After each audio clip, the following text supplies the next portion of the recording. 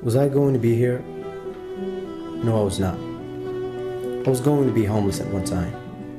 Taxi driver, truck driver, or any kind of job that would get me a crust of bread. You never know what's going to happen. I believe you're able to figure out who's talking. One of the many homeless people in our city. Homelessness is a major social issue that made persons like Mr. Kamal consider these streets home. In this regard, we have sent one of our reporters, Mr. Mahdi, to investigate the situation.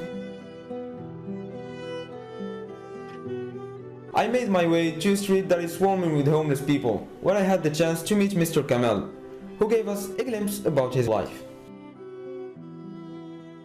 I have been homeless for more than 5 years, and I just want to have a roof to keep me dry from the rainy days of winter. Let us not forget the burning sun of summer. 5 years? That's a lot. How did you manage to stay alive all this time? You call this being alive? I wouldn't. When this dark alley is my living space, and this trash can is where I mostly get my food from. Devastating. Can you please tell us how did you end up here? Well, after losing both of my wife and my humble job, my life became instantly hard.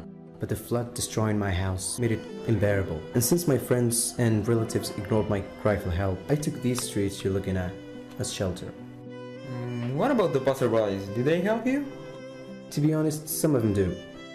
Sometimes they provide food and warm sheets, but usually they walk by like I don't even exist. And I don't really blame them, because it's not up to them to help every homeless on the streets.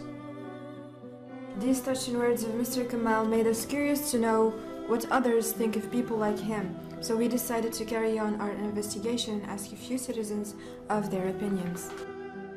Skikda streets are being invaded by homeless people. What do you think about it?